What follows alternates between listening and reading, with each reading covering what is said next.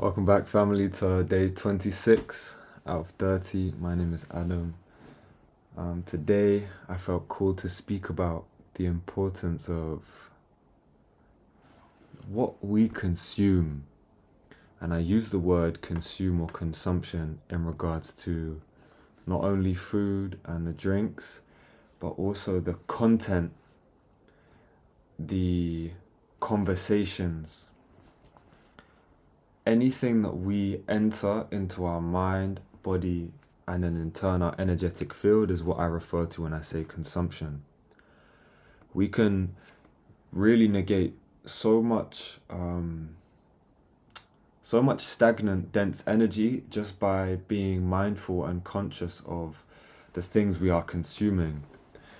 And in time, when we become mindful of that, we allow for a more conscious choice of what we wish our reality to look like.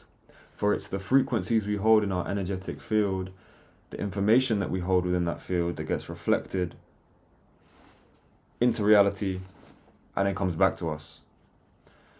I'm going to start with the obvious one, food and drinks. For myself, I noticed a massive difference within my energy, within how light I felt as I moved towards lighter foods. So these days I'm plant-based. I wouldn't consume anything that is processed. I haven't consumed anything that's processed in a very long time now. Because processed foods, they hold denser vibrations.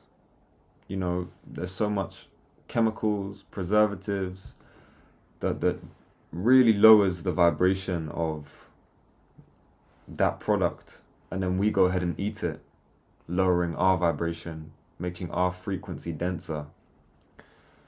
I know a lot of us already know this, but it's just something that even on the more subtle levels, as I really started to attune my diet, did I notice just how heavier foods like, I love bread, but even bread I would feel quite a clear difference if I ate even like the healthy bread, like the ancient grains, the spelt flour, all of this. I would still feel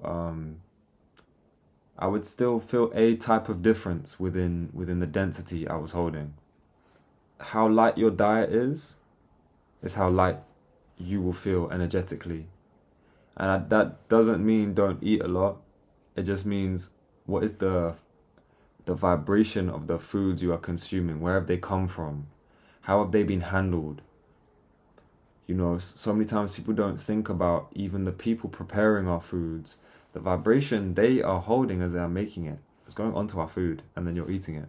So you could have a beautiful something or other, super healthy, super amazing, but if said chef or person making it is holding quite a dense vibration and they're like just chopping up the stuff and they're not happy and they're touching your stuff, well, that food has been,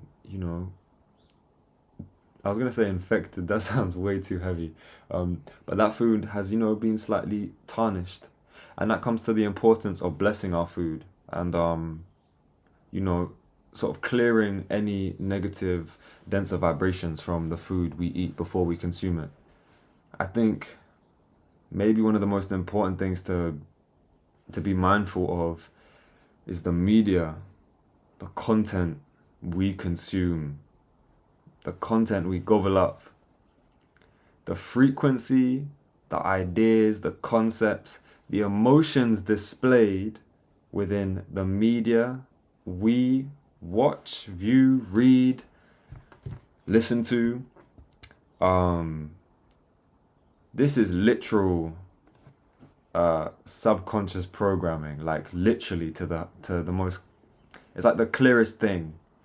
As you watch TV, as you're on TikTok or something, our brain goes into a type of brainwave called the alpha state, So the alpha state is where we are relaxed.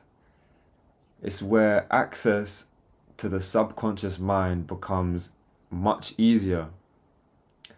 The one below alpha state is the theta state, which is what you'd experience during deep meditation, that sort of that sweet spot before you're just about to fall asleep. This is your most fertile. The soil is the most fertile in your mind. Whatever seed gets planted during the theta state will sprout in some way. The alpha is just above, so not as connected to the subconscious, but still it's an easy access. And I mean, when you realize that when you are engrossed with watching something, all of the ideas, all of the concepts, all the frequencies that are being displayed, that shit's going damn into your subconscious. Straight there.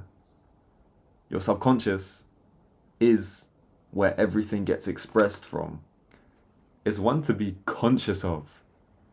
What are we watching? Is it elevating us? Or is it limiting us? I've noticed how when I have less energy, how much more susceptible I am to be caught by like a YouTube video that's maybe, you know, not the most expanding or elevating. I'm not saying it's complete garbage for my mind, but for myself anyway, I feel like I would like to hold myself to a higher level of purity. And I can sometimes catch myself consuming things that kind of internally I go, I could probably not watch this. And maybe I would like to not watch this. But yeah, consumption, what we consume, it's so vital because, like I said in the beginning, it all adds to our frequency, and it's something with willpower and with practice and mindfulness we can really start to take a hold of our frequency and stop being victims to external things influencing us. How much external stuff influences us is crazy. And we can actually like stop that cycle with, as I said, practice, mindfulness. And it is very much a journey, and we will all get there to a state where we are consuming on all fronts: food, energies, media, this, what we read, all of this stuff. On all fronts, we will get to a place where we will find balance. What's going to elevate you right now?